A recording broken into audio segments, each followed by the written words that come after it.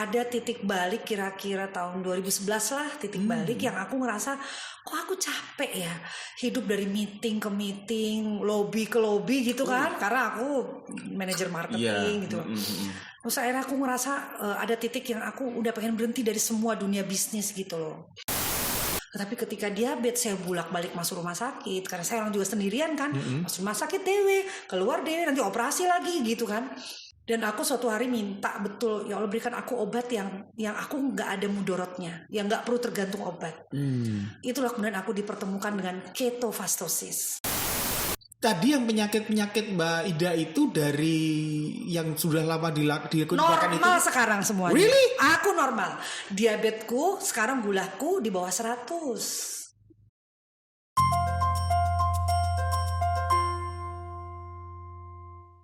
Aku lepas obat. Udah gitu dulu aku tuh ngantuk kan. Kan kalau diabetes itu kan ngantuk. Udah gitu artritis lututnya. Aku jalan itu naik tangga tuh satu. Sekarang ayo ada 3 lantai aku naik tangga daripada naik lift. Jadi orang kayak aku ini yang udah berketofastosis itu orang bilang KM itu mereka they get the new life. Yang jantung, sumbatan udah masuk ICU dan sebagainya, apalagi kondisi sekarang metabolic syndrome. Mereka menjadi hidup jarang sakit Mas. Jadi setahun aja saya hampir nggak pernah sakit. Udah 3 tahun saya jalanin.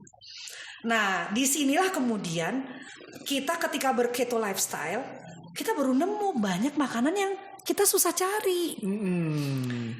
Di manakah ada keton ini? Jadi kalau insulin dia merubah gula menjadi energi, ya merubah. Nah kalau fungsinya ketonnya itu hormon kita switch metabolisme. Jadi metabolisme yang gula untuk mendapatkan energi kan dari gula dengan cara memetabolisme gula dibantu oleh hormon insulin. Ternyata kita nggak pernah tahu ada kearifan satu lagi yang Allah kasih ke kita, Tuhan kasih. Apa itu? Metabolisme dengan menggunakan hormon keton. Jadi dirubah dari dan bahan bakunya. Jadi itu seakan-akan mengakselerate gitu ya? Betul. Jadi bahan bakunya kita nggak pakai gula, tapi yang dipakai adalah protein dan lemak. Yang metabolismenya itu hormonnya namanya keton. Maka disebut orang keto gitu. Nah, ketika sudah kita makan protein dan lemak, kan kita stop karbohidrat dong. Ya. Nah, kenapa? Karena kita belajar bahwa hormon nutrisi esensial yang terbaru, penemuan-penemuan terbaru banyak dokter di sini. Nanti kalau mau khusus diskusi ini, itu metabolisme yang justru di bahan makronutrisi. Kita kan butuh nutrisi ya. Makronutrisi itu kan ada yang disebut dengan karbohidrat, protein, lemak. Kabar bagusnya apa? Yang karbohidrat itu tidak esensial. Maksudnya kita tidak perlu memasukkan dari luar tubuh kita. Kita nggak masukin karbohidrat, tubuh kita sudah memproduksi gula. Jadi kita nggak mungkin kehilangan gula, nggak kekurangan. Karena ketika masuk protein, 56% dari protein itu dirubah jadi gula tanpa harus makan karbo.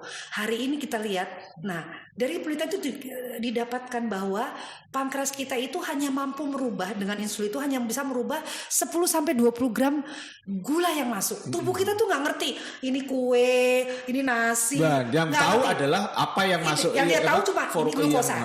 Oh ini lemak. Oh ini protein. Ya, yang tahu itu kan cuma mata. Yang tahu bahwa itu makanan, betul, itu roti betul. Enak, itu warnanya menarik. Dan tahu nggak berapakah pola hidup lifestyle hari ini kita masukkan berapa ke tubuh kita? Tahukah kita berapa kemampuan pankreas untuk menerima kadar gula satu hari?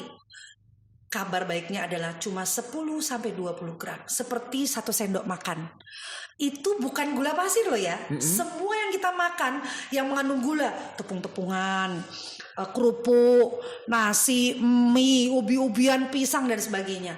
Dari itu, situ ya. Itu 20 gram. Dan kabar buruknya, berapakah dengan pola makan hari ini kita masukkan ke dalam tubuh kita?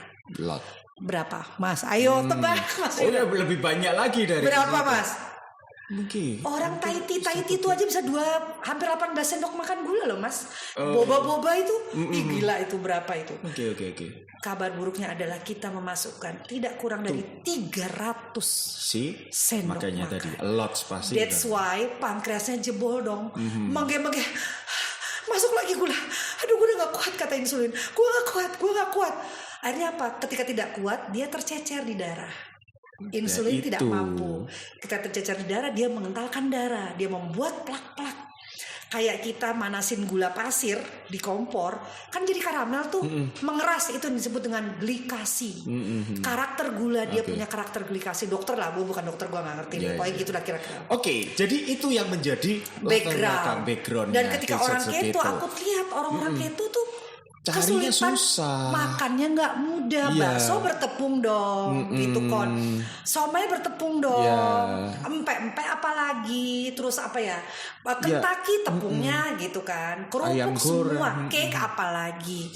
Akhirnya orang-orang yang berketo itu pada kreatif. Bukan foundernya, bukan foundation gerakan ini, tapi orang-orang yang berkomunitas yang seperti saya, kreatif untuk mencari menu-menu yang bisa kita makan. Yang istilahnya makanan sehat itu ya. Makanan yang keto friendly. Yang keto friendly. Dan kabar baiknya keto friendly ini tidak hanya untuk orang keto.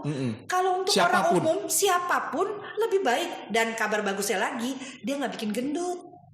As long as you need your health gitu ya. Nah, akhirnya dari bakso itu ketika saya mulai dari bakso sehat, saya mikir, tapi bakso sehat kok mulai dari tepung ya? Kok tepung juga ini bakso sehatnya? Akhirnya aku gini, gue mau bikin yang keto friendly, gue cariin. Gak mudah mas, cari pabrik bakso terbesar di Solo, gue datengin.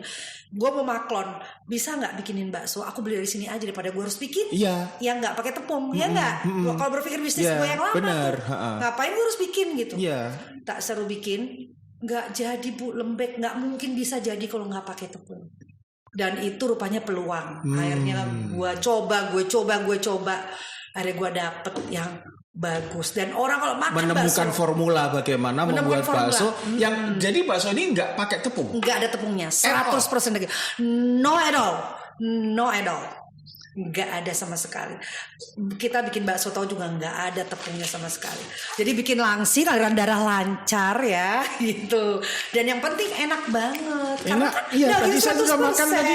Wow, enak banget, lembut. Juga nggak ada bedanya dengan bakso-bakso yang lain. Orang bilang lebih enak dong karena daging doang. Iya. Gila enak banget. Iya dong.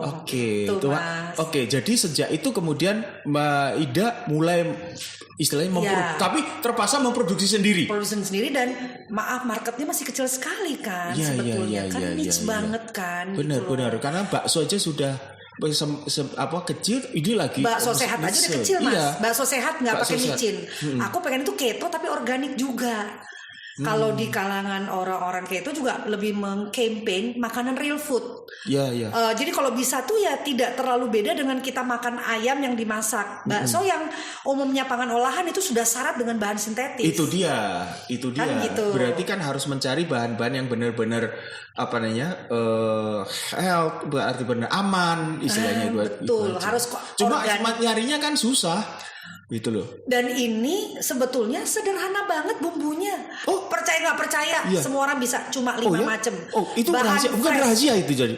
Bukan rahasia. Kasih tahu deh, tapi nggak kadarnya lah ya. Ya, oke kan apa? Apa aja? Bahannya cuma berambang, bawang, ya, lada, garamnya kita pakai garam krosok.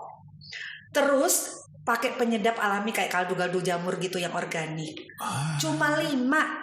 Percaya orang kalau bikin gak jadi lembek, gak bisa kenyal. Buktinya ini ada bisa. Ini jadi. Kenapa? Ini soal flywatch. Jam terbang. Ya. Dicoba. Jadi orang-orang keto di komunitas bikin cake yang enak, somai yang enak itu mereka dengan jam terbang. Nyoba sampai cake-nya enak. Berapa lama ini Mbak nyoba? Artinya berarti kan Mbak Ida dan teman-teman nyoba sendiri kan? Ini saya sendiri.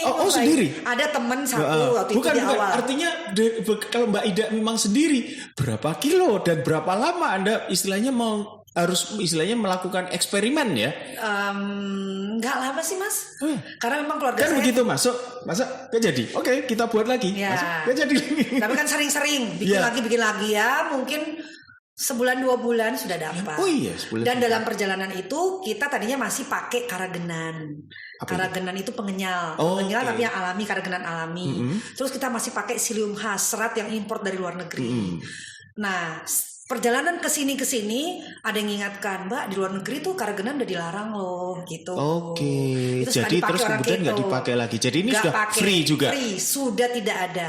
Dan udah nggak pakai psyllium khas, nggak perlu. Kalau serat ya serat dari dagingnya saja. Dari sakingnya saja ya, dari situ yang Dan digunakan. memang ini premium quality ya. Premium quality. Jadi tapi ada sehat, ada harga memang Iya, yang harus kita betul. lakukan itu. Tetapi Betul. memang apa boleh buat gitu. Lebih baik daripada Anda gunakan itu untuk Beli obat, beli obat. rumah sakit, Iya, lebih baik makanan enak. yang enak, benar-benar enak dan Nah, sehat. dan sehat. Apalagi Anda dan itu mau dimakan tiap hari juga nggak apa-apa. Oh, enggak masalah. Ini mau dimakan tiap hari karena dia real food. Real food Real ya. food. Kadar karbonya itu Iya. hanya dari bumbu aja. Jadi kecil sekali. Nggih, Kecil banget. Nah, sekarang bicara dengan bisnisnya ini. Oke, Oke. kan tadi Mbak Ida juga udah mengatakan bahwa ini bisnis udah sangat makanan, kemudian ada bakso, Blue ocean banget ya. Ya, kemudian ada bakso keto gitu yang sangat niche marketnya ini.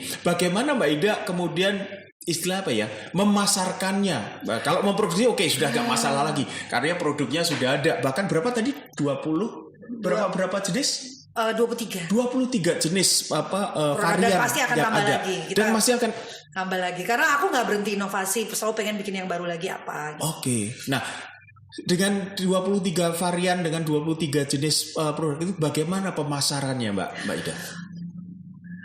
Ini membuka sisi-sisi yang agak nggak enak ya. Oh, nggak apa-apa. Namanya emang bisnis enak. Bisnis kan nggak enak. Makanya Anda kalau mau bisnis mikir dulu gitu ya. Katanya begitu, kata Peter Basuda juga gitu ya. Iya, Enak. kan? Udah kalau bikin produksi nggak laku stres. Ntar kalau Iya. kebanyakan pesanan juga stres. Iya, stres. Udah tidur aja kerja lagi. Mas Yudo aja loh pernah loh bilang gini. Apa produk kamu begini? Lihat aja. Paling nggak sampai setahun juga udah. Tantangan tapi itu. Dan itu tertantang. Mendengar cerita Mbak Ida tadi pada saat awal sampai saat akhir, itu apa yang saya temukan dari Mbak Ida itu, dan apalagi pada saat, nggak apa-apa ya saya ngomong Nggak pada apa-apa. saat ketemu, Iya. itu pada saat waktu ketemu dan Mbak Farida, itu adanya cuma problem, masalah aja. Tetapi sekarang Komplain. I'm proud of you Mbak. My business is my life itu. Jadi kalau ngeluh-ngeluh itu hidupmu lah. Kalau kamu ngeluh-ngeluh ya udah hidupmu susah. Berhenti aja bisnis.